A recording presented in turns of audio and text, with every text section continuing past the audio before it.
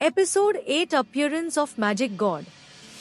5वें वर्ग के सारे स्टूडेंट्स ने अभी तक अपने अपने मैजिक एलिमेंट जगा लिए थे और अब बस आकाश की ही मैजिक सीट बाकी रह गई थी। अब तक 48 स्टूडेंट्स में से आकाश बस बाकी था और बाकी स्टूडेंट्स में से fire element 3 ice element 6 wind element 9 rock element 7 water element 10 light element 12 students ने अवेके किया था। टीचर डिसूजा 10 आंकड़े से काफी थे। अब बस आकाश रह गया था जिसका अवेकनिंग एलिमेंट जानने में डिसूजा सर को कोई इच्छा नहीं थी। डिसूजा सर को लगता था कि बैक डोर से एंट्री लेने वाले आकाश में कोई खास टैलेंट नहीं होगा। आकाश अपना नाम बुलाए जाने पे स्टेज की ओर जा ही रहा था, तभी समय एकदम थम सा गया और सारी चीजें मानो रुक सी गई हो। आकाश ही था जो इस समय के रुकने से प्रभावित नहीं हुआ था। आकाश को अपने सामने एक तेज रोशनी चमकती नजर आई और फिर उसे अपने सामने कोई मिडिल एज आदमी प्रकट होता दिखाई दिया जिसका चेहरा आकाश को कुछ जाना पहचाना लग रहा था। हेलो आकाश, तुमसे मिलकर बहुत अच्छा लगा। घबराओ मत, मैंने कुछ समय के लिए समय की गति को रोक दिया है, पर मैं ज्यादा देर तक तुमसे बातें नहीं कर सकता, इसलिए मेरी बातें ध्यान से सुनना, उस रहस्यमयी व्यक्ति ने कहा। आकाश की सांसें थम गई थी, उसे घबराहट भी हो रही थी और आश्चर्य भी कि कैसे कोई समय की गति को रोक सकता है। मुझे यकीन है कि तुम्हें ये नई दुनिया पसंद आ रही होगी। कहाँ से शुरू करूँ? उस आदमी ने कहा। उस आदमी के ये चंद शब्द ही काफी थे आकाश के होश उड़ने और उसका ध्यान खींचने के लिए। सबसे पहले मैं अपना परिचय देता हूँ। मेरा नाम आकाश है और लोग मुझे मैजिक गॉड के नाम से बुलाएंगे या मैं कह बुलाते थे, ये समझाना काफी मुश्किल है, फिर भी मैं तुम्हें समझने की कोशिश करूँगा। मैजिक गॉड ने कहा। तुम ये सोच रहे होगे कि हमारे नाम बिल्कुल एक जैसे ही क्यों है। इसका सीधा सा जवाब है कि मैं और तुम एक ही है, या फिर मैं ये कहूँ कि मैं इस जादुई दुनिया का आकाश हूँ। मैजिक गॉड ने कहा। मुझे पागल समझ रखा है क्या? अगर तुम इस दुनिया के आकाश हो तो तुम्हारी उम्र मेरे जितनी होनी चाहिए थी, आकाश ने कहा।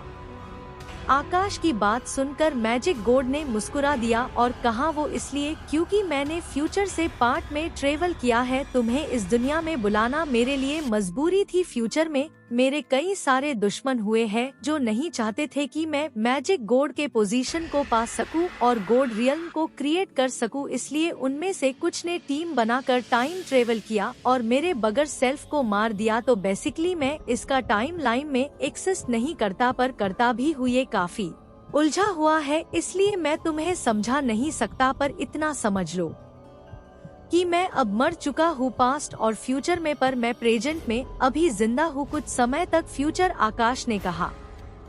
आकाश को इस अजीब आदमी की बेशिर पैर की बातें समझ नहीं आ रही थी, पर उसे बस इतना समझ आया कि ये आदमी जो अपने आप को इस दुनिया का आकाश बता रहा था वो मर चुका है और उसके पास बस कुछ समय बाकी है अपनी आखिरी इच्छा पूरी करने के लिए, और कहीं न कहीं ये आदमी ही आकाश के इस दुनिया में आने की वजह है।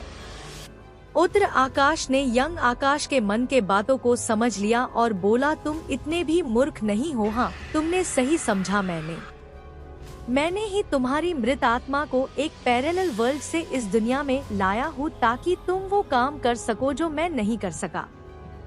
अगर तुम इतने ताकतवर हो तो तुमने अपने आप को क्यों नहीं बचाया और मुझे इस दुनिया में लेन का कष्ट क्यों किया? मैं स्थोर ही कि मुझे इस दुनिया में दूसरी दुनिया से लाना तुम्हारे लिए आसान नहीं होगा, आकाश ने कहा।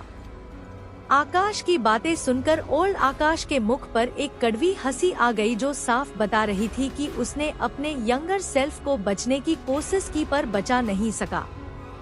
मैंने कोशिश की थी पर मैं हर बार नाकाम हो जाता था। मेरे दुश्मन बहुत चालाक थे, इसलिए उन्होंने मेरे यंगर सेल्फ को बचने के सारे रास्ते बंद कर दिए और तुम टाइम को जितना समझाते हो वो इतनी लचीली नहीं है। टाइम वो बहती धरा है जिसमें तुम छोटे मोटे कंकड़ फेंककर कुछ घटनाओं को जरूर बदल सकते हो, लेकिन अगर तुमने उसमें कुछ ज्यादा बड़े बदलाव करने की कोशिश की तो कोई नहीं बता सकता कि धरा किस ओर मुड़ेगी और आगे कौन सा रास्ता लेगी। हो सकता है आगे रास्ता सुनसान हो और ज्यादा तबाही न हो, पर अगर धरा किसी शहर के और मुड़ी तो शहर का नक्शा बदल देगी, ओल्ड आकाश ने कहा। ओल्ड मैन, इस नदी से टाइम का क्या कनेक्शन? आकाश ने कहा, मैं सिर्फ तुम्हें समझने की कोशिश कर रहा था कि टाइम में कुछ बड़ी गड़बड़ हुई तो फ्यूचर क्या होगा ये कोई नहीं बता सकता। हो सकता है फ्यूचर में सब कुछ ठीक हो, या फिर ऐसा भी हो सकता है कि उस बदलाव के कारण फ्यूचर बर्बाद हो जाए। इसलिए मैं अपने स्वार्थ के लिए कोई बड़ा रिस्क नहीं ले सकता था। मैं इंसानियत के लिए अग्रशाप नहीं बनाना चाहता, ओल्ड आकाश ने कहा। तो तुम्हें ऐसा क्यों लगता है कि तुमने मुझे इस जादुई दुनिया में लाके कोई गलती नहीं की और मेरे आने से फ्यूचर बर्बाद नहीं होगा? आकाश ने एक इम्पोर्टेंट क्वेश्चन पूछा। ओल्ड आकाश को भी आकाश के इतने समझदार होने की आशा नहीं की और यूं उसकी समझदारी से काफी खुश हुआ। मुझे नहीं लगा कि तुम इतने समझदार होगे। चलो खैर, फ्यूचर में तुम कन्वी मेरे जैसी बेवकूफी तो नहीं करोगे, ओल्ड आकाश ने कहा। वो इसलिए क्योंकि तुम इस स्टारडम स्पेस के नहीं हो और तुम्हारा इस दुनिया से जुड़ना कोई मेजर इवेंट नहीं है। अगर तुम टाइम में कोई बड़ा छेड़छाड़ ना करो तो इसलिए मैं तुम्हें अभी ही ये हिदायत दे देता हूँ कि जो हो चुका है। ओल्ड मैन, इस नदी से टाइम का क्या कनेक्शन? आकाश ने कहा, मैं सिर्फ तुम्हें समझने की कोशिश कर रहा था कि टाइम में कुछ बड़ी गड़बड़ हुई तो फ्यूचर क्या होगा ये कोई नहीं बता सकता। हो सकता है फ्यूचर में सब कुछ ठीक हो, या फिर ऐसा भी हो सकता है कि उस बदलाव के कारण फ्यूचर बर्बाद हो जाए। इसलिए मैं अपने स्वार्थ के लिए कोई बड़ा रिस्क नहीं ले सकता था। मैं इंसानियत के लिए अग्रशाप नहीं बनाना चाहता, ओल्ड आकाश ने कहा। तो तुम्हें ऐसा क्यों लगता है कि तुमने मुझे इस जादुई दुनिया में लाके कोई गलती नहीं की और मेरे आने से फ्यूचर बर्बाद नहीं होगा? आकाश ने एक इम्पोर्टेंट क्वेश्चन पूछा। ओल्ड आकाश को भी आकाश के इतने समझदार होने की आशा नहीं की और यूं उसकी समझदारी से काफी खुश हुआ। मुझे नहीं लगा कि तुम इतने समझदार होगे। चलो खैर, फ्यूचर में तुम कन्वी मेरे जैसी बेवकूफी तो नहीं करोगे, ओल्ड आकाश ने कहा। वो इसलिए क्योंकि तुम इस स्टारडम स्पेस के नहीं हो और तुम्हारा इस दुनिया से जुड़ना कोई मेजर इवेंट नहीं है। अगर तुम टाइम में कोई बड़ा छेड़छाड़ ना करो तो इसलिए मैं तुम्हें अभी ही ये हिदायत दे देता हूँ कि जो हो चुका है उसमें तुम फिर से चेंज करने की कोशिश मत करना, नहीं तो फ्यूचर इवेंट्स में बहुत बड़ा बदलाव होगा, ओल्ड आकाश ने कहा।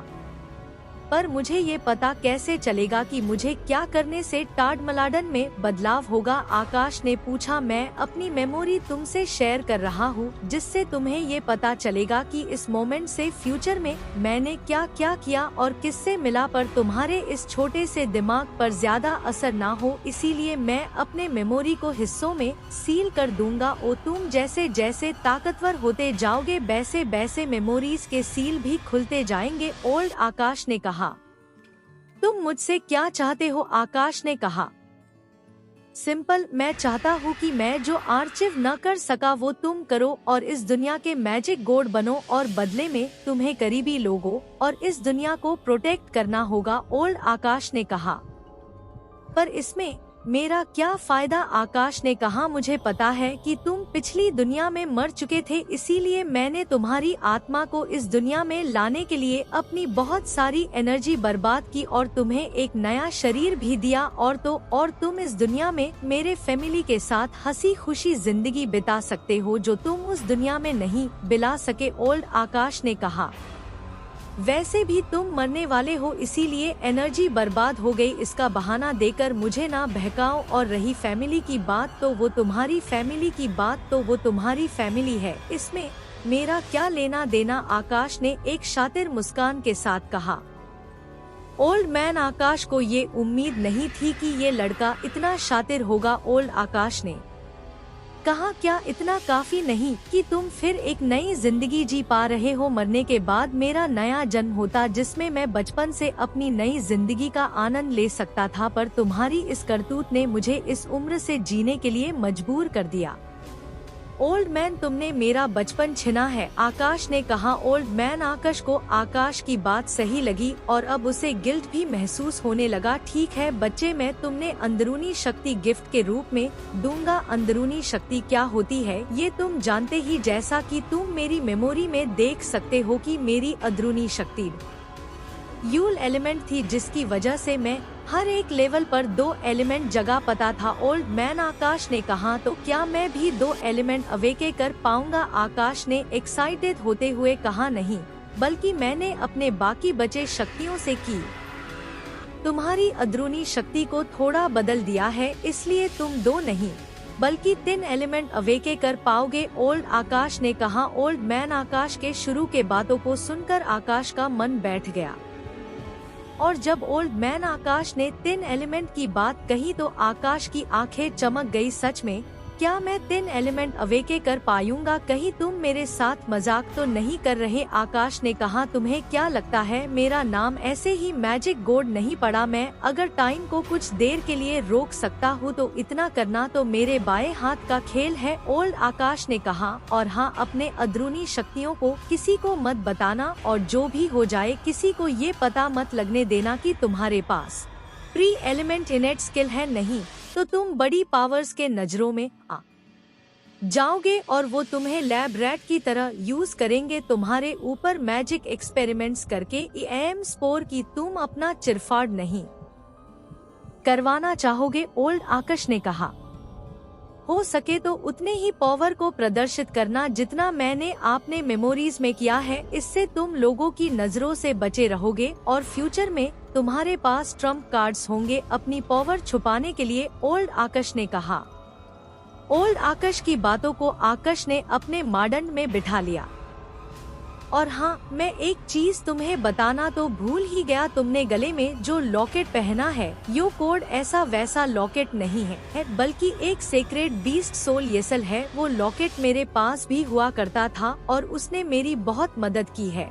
मैं फ्यूचर के बारे में सब बता के तुम्हारा मजाक किरकिरा नहीं करना चाहता, इसलिए कुछ चीजें तुम्हें टाइम आने पर पता चलेंगी, उसे खो मत देना। यकीन करो इस सफर में वो लॉकेट ही तुम्हारा सच्चा साथी होगा। फ्यूचर के लिए बेस्ट ऑफ लक। इतना कहकर ओल्ड मैन आकाश गायब हो गया और सब कुछ वापस से सही हो गया। आकाश को ये बात जानकर बहुत आश्चर्य हुआ कि ये कूल सा दिखाने वाला लॉकेट इतना बेशकीमती होगा, जिसने ओल्ड मैन आकाश के सफर में एक महत्वपूर्ण भूमिका निभाई। आकाश मुंह खोले खड़ा ही था कि तभी उसे अपने क्लास टीचर डिसूजा सर की गुस्सा में भरी आवाज सुनाई दी। आकाश, तुम यहाँ मुंह खोले खड़े क्यों हो? क्या तुम्हें अपनी अवेकनिंग नहीं करनी? डिसूजा सर ने कहा। ये तो खड़े खड़े ही सपने देखने लगा, टोनी ने जोर से कहा, जिसे सुनकर सारे बच्चे हंसने लगे और आकाश का शर्म के मारे चेहरा लाल हो गया। ओल्ड मैन आकाश सच कह रहा था कि फिर